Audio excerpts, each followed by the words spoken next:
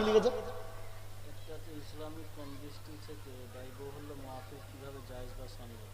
আরেকটা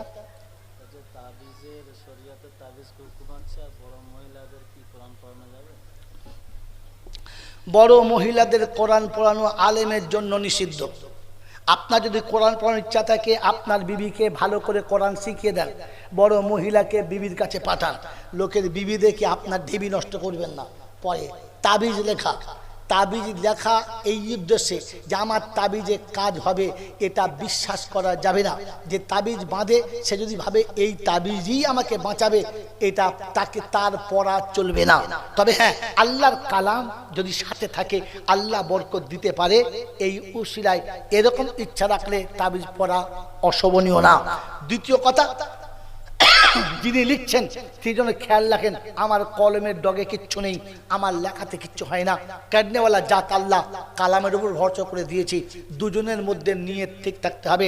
একটা গোলমাল হলে আরেকটা নিয়ে চলে যাবে। মেরে মোহতরম দোস্ত বুজুর্গ, একই ডিমের ভেতরে দুটো কুসুম থাকে, এরকম ডিম থাকে না? থাকে না? একটা কুসুম পচে গেলে আরেকটা তো ঠিক থাকবে নাকি? জোরে বলেন তো। লেখক আর লেনেওয়ালা দুজনের মধ্যে একজনের নিয়ত খারাপ হলে দুটো পচবে। মন থাকবে ইনশাল্লাহ। এখন তো তাবিজ যারা লেখে ওরা জানে আমি যা করছি আমারটাই হবে, আর যে নিচ্ছে সে জানে তাবিজই হবে। অতএব বুঝে নেন চলবে কি চলবে না, এবার আপনাকে বুঝে নিতে হবে। আর একটা প্রশ্ন কি, তা নেবে তো? তুমি দিচ্ছ না, সে চাইবে না, তা তো ওই অভ্যাস। পরে পরে বলে ইসলামের দৃষ্টিতে ব্যয়বহুল্য ব্যয়বহুল্য মাহফিল জায়েজ হওয়ার কারণ কি বা কিভাবে জায়েজ? হ্যাঁ না বলেন মেরে মোহতরম দোস্ত বুজুর্গ আল্লাহওয়ালা ভাইরা, একটা কথা শুনে রেখে দেন, রোগ যত বড় হবে অপারেশনের খরচা তত। হ্যাঁ বাবাজি, তুই তো 12 বছর বড় থেকে বই পড়ে ওই 42 বছর পায়দায় পরে গিয়ে যে লজিক শিখেছিস, আর আমি শালা ন্যাংটা বেলায় পেচ্ছাপ করতে করতে কায়দা শিখেছি। কায়দা করার জায়গা পায় নাই। কি বুঝলেন জি? ইসলামে ব্যয়বহুল খরচা করে সামাজিক অনুষ্ঠান করা চলবে। এই কারণে মেরে মোহতরম দোস্তর বুজুর্গ, সস্তার জিনিসের সম্মান থাকে। জোরে বলেন, জোরে বলেন না। মায়ের ভালোবাসা সস্তা বলে জীবনে মাকে কেউ প্রাধান্য দেয় না।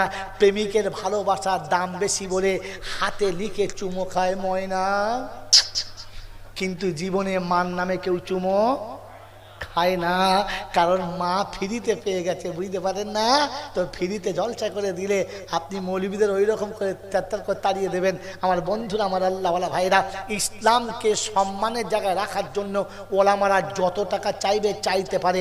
তোমার মন গেলে আনবে, না হলে আনবে না। তাহলে এই কথা বলতে পারবে না, ও তুমি জলসা করলে 50 দেবে, 1 লাখ নেবে। তোর বাপের কি? তো আন থেকে বলিস কে? তোর পাড়ি ইমাম সাহেব নাই দেখলে? আমার বন্ধু, আমার আল্লাহওয়ালা ভাইরা, তোমার ঘরের বউ লেখে পরের বউয়ের কাছে গেলে মাল তো একটু বেশি দিতে হবে। হ্যাঁ না? কথা বোঝে না। ঘরের বিবির কাছে দুটো চকলেট খাওয়ারই খুশি হবে, কিন্তু অন্যের বিবির কাছে যেতে গেলে বান্ডিল করে টাকা দিতে হবে। হ্যাঁ না বলেন তো? হায়ার করে মৌলবি আনলে 3 লাখ টাকা চাইবে, তাই দিতে হবে। আর যদি তোমার কাছে হুম্মত থাকে তো পাড়ার মৌল সাহেব কিনে পড়িলে অনেক কে টাকা চাইবে? বিনা পয়সা তো মিলাদ সারা জীবন শুনেছ। হ্যাঁ না বলেন না? প্রশ্ন আমাকে কেন করতে এসেছেন? মসজিদের ইমাম সাহেবকে গিয়ে করুন না। আমার বন্ধুরা, আমার আল্লাহওয়ালা ভাইরা, জ্ঞানী সুদী মানুষা, এই বছর রমজান তখন এতে আমি ঢুকি নাই, কদিন বাদে ঢুকবো। একজন ফোন করে বলছে, বলছে কি বলে বলতো? কেন? বলছে আমাদের ইমাম সাহেব বলছে যে এই রমজান মাসে সেহরিতে লোককে মাইকে ডাকা যাবে না। মগরিবের একটু আগে বলবে ওরা যে 10 মিনিট বাকি আছে কি 2 মিনিট বাকি আছে, আপনারা তৈরি হন। এটা নাকি মাইকে বলা যাবে না। আলাম ঠিক বলেছি, যাবে না। বলছে কি করবো? আলাম চুপ করে থাকুন। ঈদের দিন সকালবেলা নামাজ পড়ে কোনো বৃক্ষের পাতা তার দেহেতে রাখলে পেট্রোলে আগুন দিতে দেরি করে, তো পাতা পুড়ে যেতে দেরি করে না। জাহান্নামের আগুনের স্পিড এতটা বেশি। আমার বন্ধুরা, আমার আল্লাহওয়ালা ভাইরা, আমার জ্ঞানীরা, বুদ্ধিজীবীরা, আমার সোনামণি মায়েরা বোনেরা, এই ফেরাউন নিজে খোদার জায়গাতে বসিয়ে দিয়েছিল। আমি আপনি কিয়ামতে এরকম বিপদে পড়বো না তো? বন্ধু বলেন তো, ভালো মন্দের মালিককে? ভালো মন্দের মালিককে? কথা বলেন। আল্লাহ। ভবিষ্যতের মালিককে? জোরে বলেন আল্লাহ। এটা আর কেউ হতে পারে না। 65 থেকে 67 বছর বয়স চুলদারি পেকে গেছে, চোখের জ্যোতি কমে গেছে, ভালো করে 5 ওয়াক্ত নামাজ পড়ে না, মসজিদ আসলে চেয়ারে বসে নামাজ পড়ে, সোজা করে দাঁড়িয়ে নামাজ পড়তে পারে না। এইরকম বৃদ্ধ মানুষ ভোর 4টের সময় উঠে একটা বিড়ি ধরিয়ে মুখে নিয়ে কোমরে গামছা বেঁধে টাইট করে কাঁধে একটা কোদাল নিয়ে ভুক ভুক ভুক করে চলে যাচ্ছে। ইমাম সাহেব জিজ্ঞেস করে, চাচা কোথায় যাচ্ছ? এই ভোরের বেলা শীতের সময় কুয়াশা পড়ছে, কোথায় যাচ্ছ?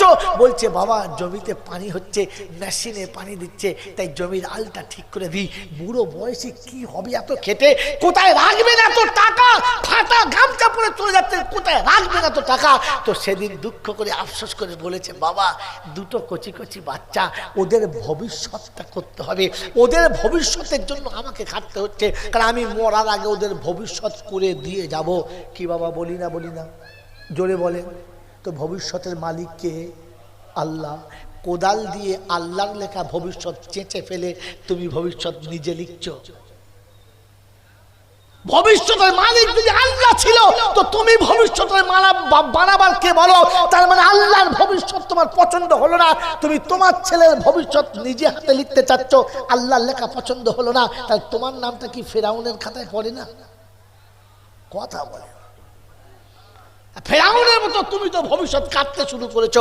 আমার সোনার চান বন্ধু বৃদ্ধ বয়সে ইঞ্জিনের ভ্যান চালাচ্ছে, সন্ধ্যাবেলা বাড়ি ফিরেছে, শীতের সময় জানুয়ারি মাসে সন্ধ্যাবেলা রাতে যখন বাড়ি ফিরেছে এমন নিঃশ্বাস ফেলছে মনে হচ্ছে 58 গেটের ঠোকর একবারে খুলে গেছে, হু হু করে হাওয়া আসছে, ভুর করে টান মারছে, মনে হচ্ছে মুড়িয়ে গেল বলে। ওই সময় মেয়েটা বলছে, তোমার কপালে বাজ পড়ে নাই? তোমাকে বলেছি খাটতে হবে না, মুড়িয়ে যাবে তুমি, যে খাটবে না এমন করে কে বলেছিল ইঞ্জিন ভ্যান নিয়ে যেতে?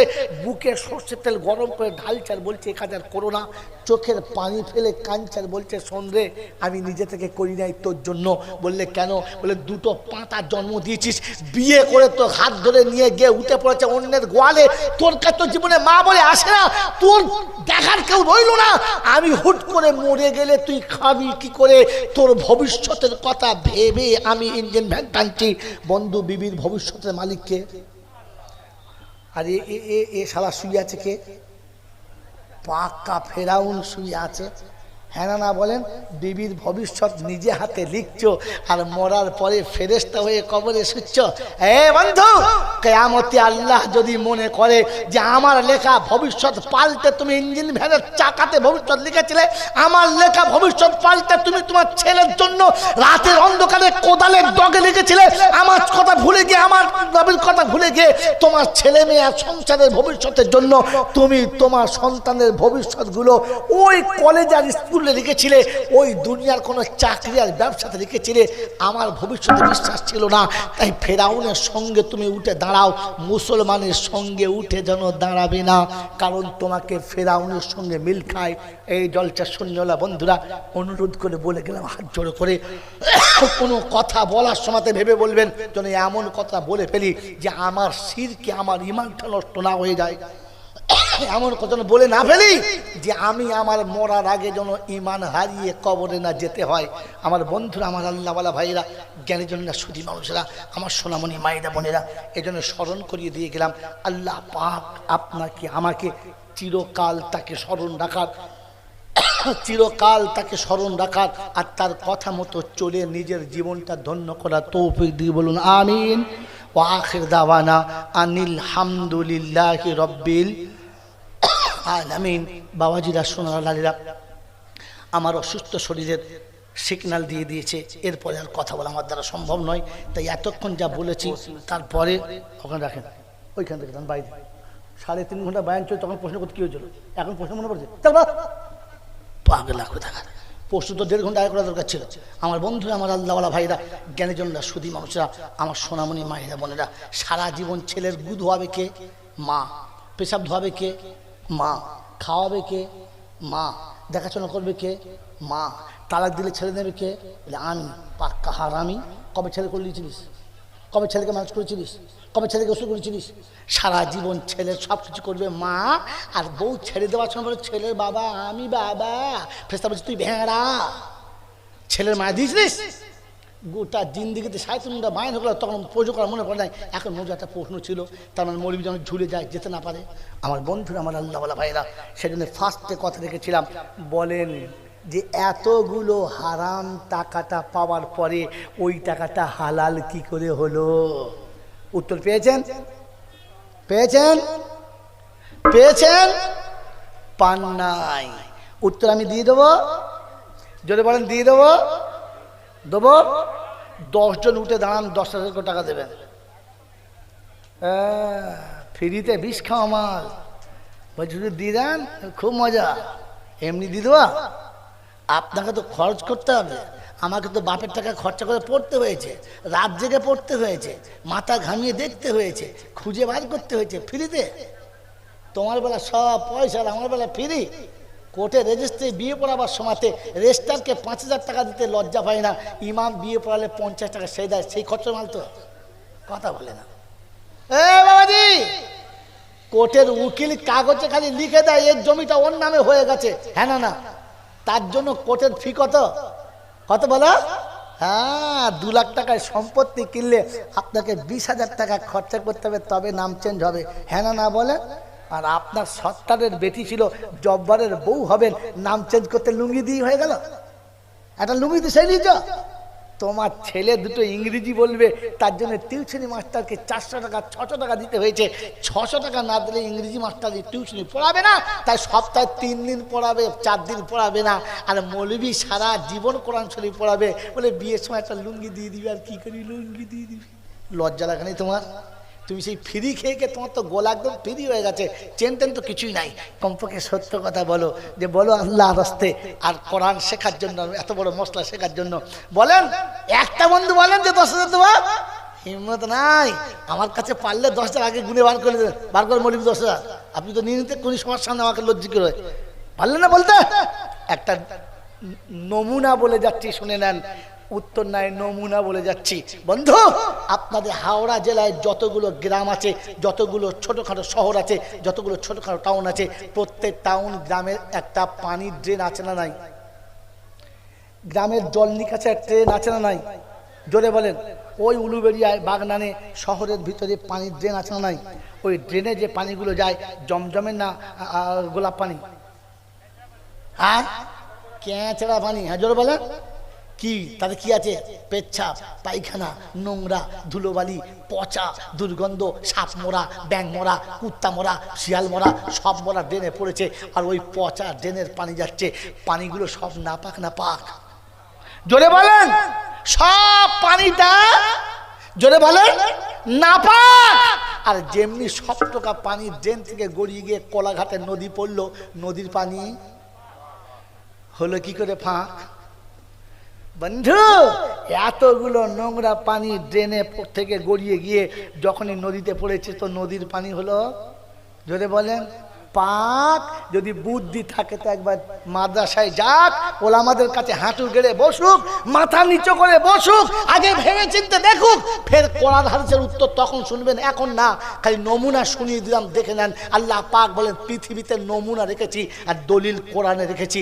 উত্তর দিয়ে দিয়েছি যে ড্রেনের সব নোংরা পানি একসঙ্গে সমুদ্রে নামলে সমুদ্রের পানি কখনো নাপাক না, এই নাপাকটা ওতে পড়েও পাক হয়ে যায়। তো পৃথিবীর যত নোংরা টাকা সরকারের খাতায়, ওখান থেকে মাস্টার ডাক্তারের কাছে যখন যায়, ওটা তখন পাক হয়ে যায়। হয় কি করে ওটা বলবো না, ওটা বললে যদি সিন শুকতে চান তো 10টা লোক হাত তোলেন, 10,000 দিতে হবে না। 10টা ছেলে হাত তোলেন, 10টা যুবক হাত তোলেন, তোলেন, টাকা দিতে হবে না, হাত তোলেন, তোলেন। 10টা ছেলে, 3টা, আবার 2 হাত তুলে বলছে, আমার 2জন দেখাচ্ছি, একটা করে হাত 10টা ছেলে তোলেন, তোলেন 10 জন, 100 তোলেন। যে বলেন আমরা 10 জন আর 10টা ছেলে মাদ্রাসায় পড়তে দেবো। কি জি, ও আপনাদের ছেলে পড়ে তাই হাত তুলে আছে। যাদের ছেলে পড়ে না, এরকম বাপ 10 জন বলুন যে আমরা 10টা ছেলে মাদ্রাসায় দেবো। রাজি আছেন?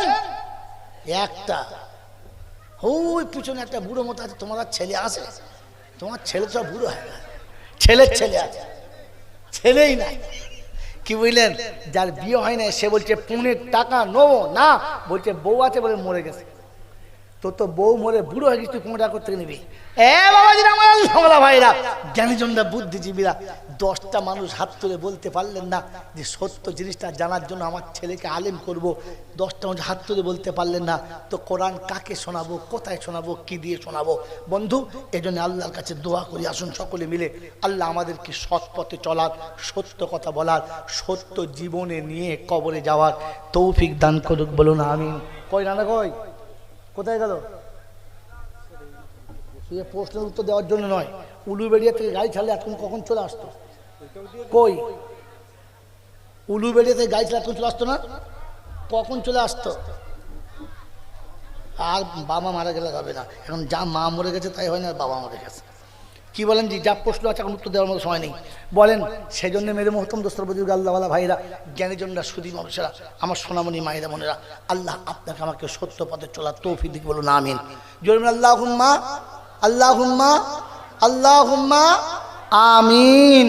আমার বন্ধুরা, আমার আল্লাহওয়ালা ভাইরা, আল্লাহ পাকের প্যারা নবী সাল্লাল্লাহু আলাইহি ওয়াসাল্লামকে আল্লাহ পাক শুনেছি, হাবিব তোর উম্মতকে আমি কখনো কষ্ট দেব না, তোর উম্মতকে আমি কখনো কষ্ট দেবো। কি প্রশ্ন দেখেন তো, আমি চোখে দেখতে পাবো না।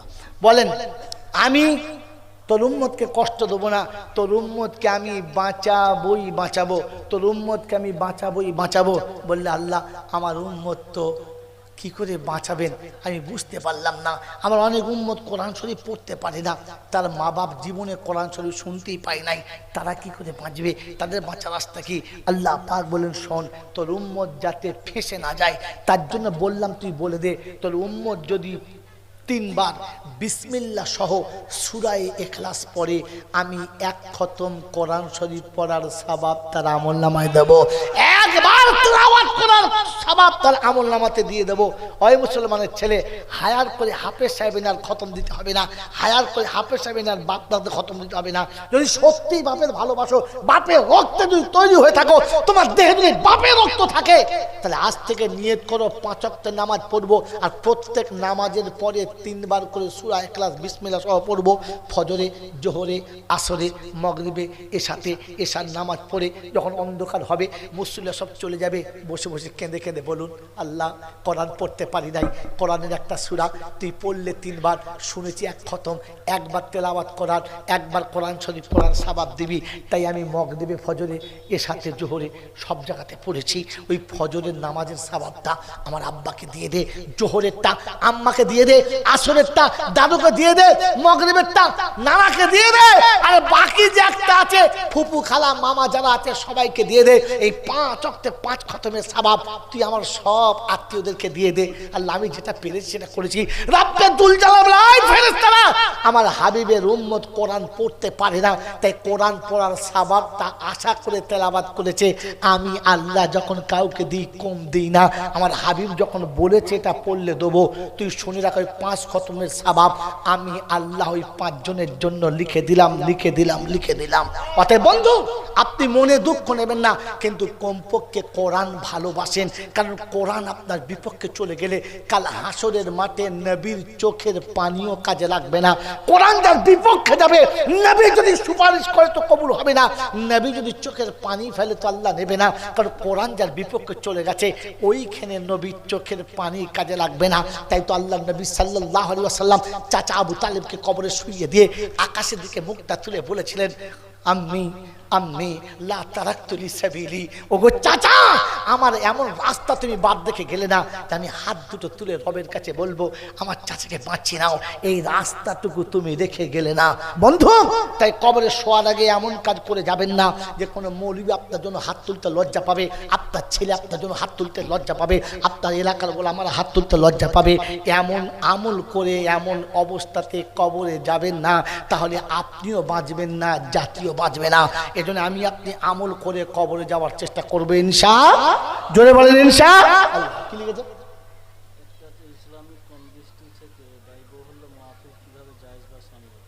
আরেকটা যে তাবিজের শরীয়তে তাবিজ হুকুম আছে, আর বড় মহিলাদের কি কোরআন পড়ানো যাবে? বড় মহিলাদের কোরআন পড়ানো আলেমের জন্য নিষিদ্ধ। আপনার যদি কোরআন পড়ানোর ইচ্ছা থাকে, আপনার বিবিকে ভালো করে কোরআন শিখিয়ে দেন, বড় মহিলাকে বিবির কাছে পাঠান। লোকের বিবি দেখে আপনার ঢিবি নষ্ট করবেন না, পরে তাবিজ লেখা, তাবিজ লেখা এই উদ্দেশ্যে যে আমার তাবিজে কাজ হবে, এটা বিশ্বাস করা যাবে না। যে তাবিজ বাঁধে সে যদি ভাবে এই তাবিজই আমাকে বাঁচাবে, এটা তাকে তার পড়া চলবে না। তবে হ্যাঁ, আল্লাহর কালাম যদি সাথে থাকে আল্লাহ বরকত দিতে পারে। এই উসিলায় এরকম ইচ্ছা রাখলে তাবিজ পড়া অশোভনীয় না। দ্বিতীয় কথা, যিনি লিখছেন সেই জন্য খেয়াল রাখেন আমার কলমের ডগে কিচ্ছু নেই, আমার লেখাতে কিচ্ছু হয় না। কাটনেওয়ালা জাত আল্লাহ কালামের উপর ভরসা করে দিয়েছি। দুজনের মধ্যে নিয়ত ঠিক থাকতে হবে। একটা গোলমাল হলে আরেকটা নিয়ে চলে যাবে। মেরে মোহতরম দোস্তরা বুজুর্গ, একই ডিমের ভেতরে দুটো কুসুম থাকে, এরকম ডিম থাকে না? থাকে না? একটা কুসুম পচে গেলে আরেকটা তো ঠিক থাকবে নাকি? জোরে বলেন তো। লেখক আর লেনেওয়ালা দুজনের মধ্যে একজনের নিয়ত খারাপ হলে দুটো পচবে, মন থাকবে ইনশাল্লাহ। এখন তো তাবিজ যারা লেখে ওরা জানে আমি যা করছি আমারটাই হবে, আর যে নিচ্ছে সে জানে তাবিজই হবে। অতএব বুঝে নেন চলবে কি চলবে না, এবার আপনাকে বুঝে নিতে হবে। আর একটা প্রশ্ন কি, তা নেবে তো? তুমি দিচ্ছ না,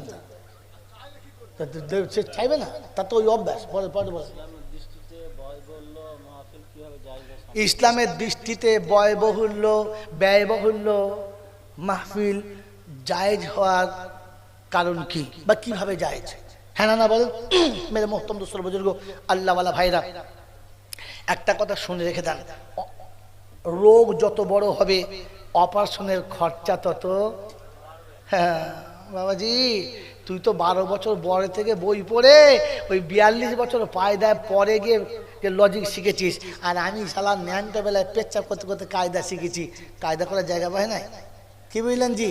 ইসলামে ব্যয়বহুল খরচা করে সামাজিক অনুষ্ঠান করা চলবে এই কারণে মেরে মোহতরম দোস্তর বুজুর্গ, সস্তার জিনিসের সম্মান থাকে। জোরে বলেন, জোরে বলেন না। মায়ের ভালোবাসা সস্তা বলে জীবনে মাকে কেউ প্রাধান্য দেয় না। প্রেমিকের ভালোবাসার দাম বেশি বলে হাতে লিখে চুমো খায় ময়না, কিন্তু জীবনে মার নামে কেউ চুমো খায় না। কারণ মা ফ্রিতে পেয়ে গেছে, বুঝতে পারেন না তো? ফ্রিতে জলসা করে দিলে আপনি মৌলবীদের ওই রকম করে ত্যাত্তার করে তাড়িয়ে দেবেন। আমার বন্ধুরা, আমার আল্লাহওয়ালা ভাইরা, ইসলামকে সম্মানের জায়গায় রাখার জন্য ওলামারা যত টাকা চাইবে চাইতে পারে। তোমার মন গেলে আনবে, না হলে আনবে না। তাহলে এই কথা বলতে পারবে না, ও তুমি জলসা করলে 50 দেবে, 1 লাখ নেবে। তোর বাপের কি? তো আন থেকে বলিস কে? তোর পাড়ি ইমাম সাহেব নাই দেখলে? আমার বন্ধু, আমার আল্লাহওয়ালা ভাইরা, তোমার ঘরের বউ লেখে পরের বউয়ের কাছে গেলে মাল তো একটু বেশি দিতে হবে। হ্যাঁ না? কথা বোঝে না। ঘরের বিবির কাছে দুটো চকলেট খাওয়ারই খুশি হবে, কিন্তু অন্যের বিবির কাছে যেতে গেলে বান্ডিল করে টাকা দিতে হবে। হ্যাঁ না বলেন তো? হায়ার করে মৌলবি আনলে 3 লাখ টাকা চাইবে, তাই দিতে হবে। আর যদি তোমার কাছে হুম্মত থাকে তো পাড়ার মোল সাহেব কিনে পড়িলাম না, কে টাকা চাইবে? বিনা পয়সা তো মিলাদ সারা জীবন শুনেছ। হ্যাঁ না বলেন না? প্রশ্ন আমাকে কেন করতে এসেছেন? মসজিদের ইমাম সাহেবকে গিয়ে করুন না। আমার বন্ধুরা, আমার আল্লাহওয়ালা ভাইরা, জ্ঞানী সুদী মানুষা, এই বছর রমজান তখন এতে আমি ঢুকি নাই, কদিন বাদে ঢুকবো। একজন ফোন করে বলছে, বলছে কি বলে বলতো? আল্লাহ কেন? বলছে আমাদের ইমাম সাহেব বলছে যে এই রমজান মাসে সেহরিতে লোককে মাইকে ডাকা যাবে না। মগরিবের একটু আগে বলবে ওরা যে 10 মিনিট বাকি আছে কি 2 মিনিট বাকি আছে, আপনারা তৈরি হন। এটা নাকি মাইকে বলা যাবে না। আলাম ঠিক বলেছে, যাবে না। বলছে কি করবো? আলাম চুপ করে থাকুন। ঈদের দিন সকালবেলা নামাজ পড়ে মোলচা করে ছেড়ে দেবেন। যখন বলে বেতন দান, বল ভাই নামাজ পড়িয়ে বেতন নেওয়া যাবে না। ও শালা বুঝতে পারবে জ্বলনটা, তখন বুঝতে পারবে জ্বলনটা।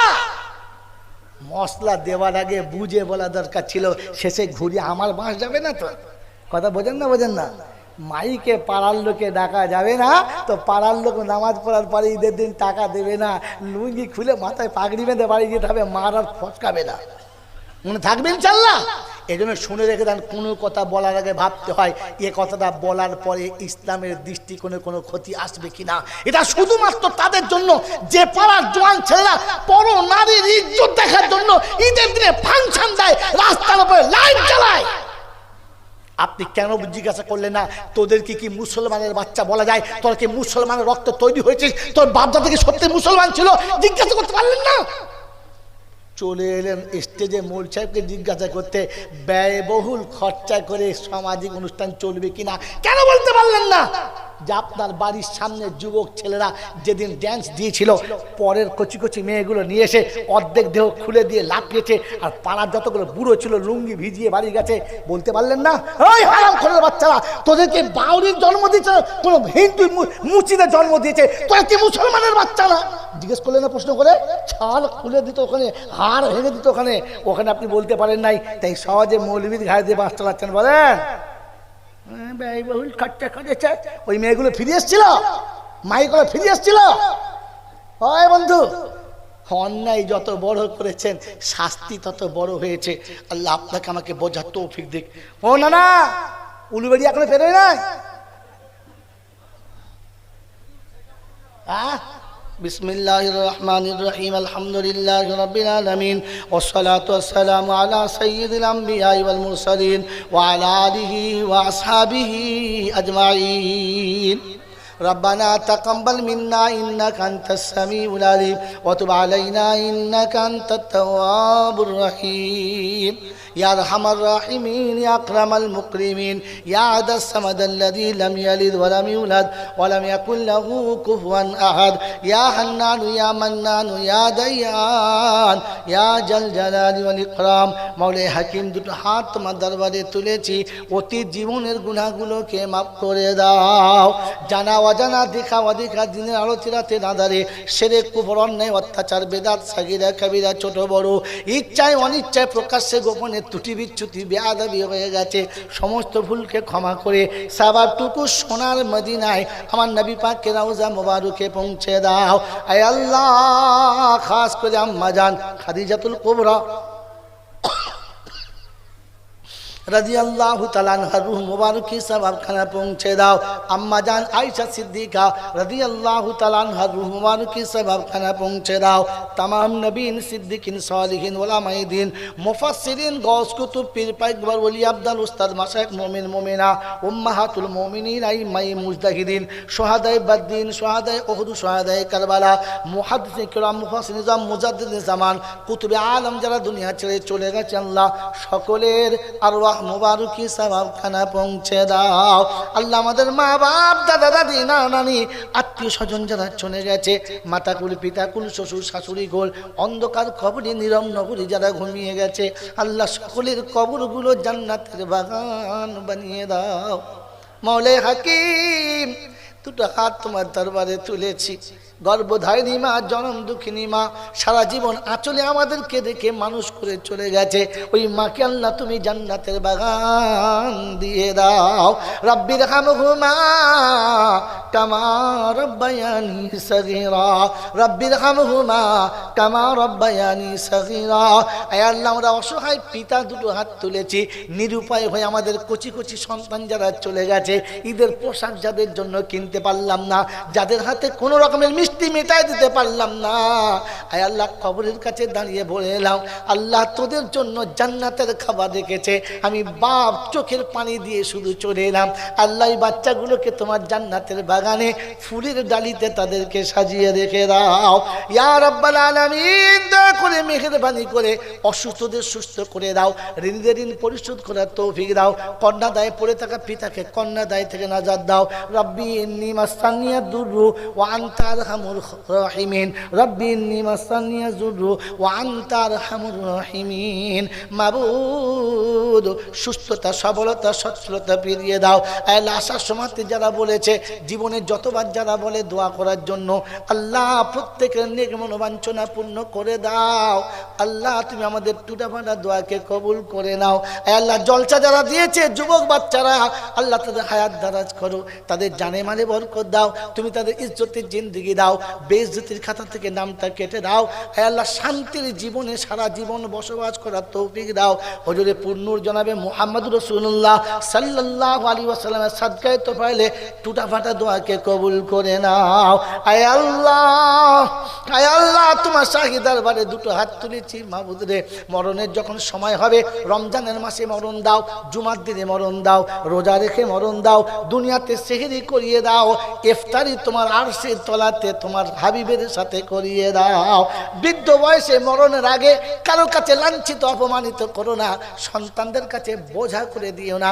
আল্লাহ মরণের সময় যেন কারো কাছে অপদস্থ হয়ে মরণ হয় না, বেনামাজি হয়ে মরণ হয় না। আল্লাহ এক ওয়াক্তে নামাজ হবে তুমি ডাকবে, আর পরের রক্ত আসার আগে তোমার দরবারে হাজিরি হবে।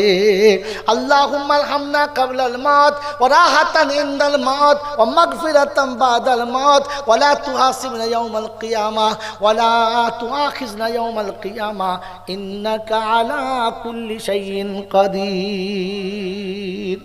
সুবহান রাব্বিকা রাব্বিল ইজ্জাতি আম্মা ইয়াসিফুন ওয়া সালামুন আলাল মুরসালিন ওয়ালহামদুলিল্লাহি রাব্বিল আলামিন।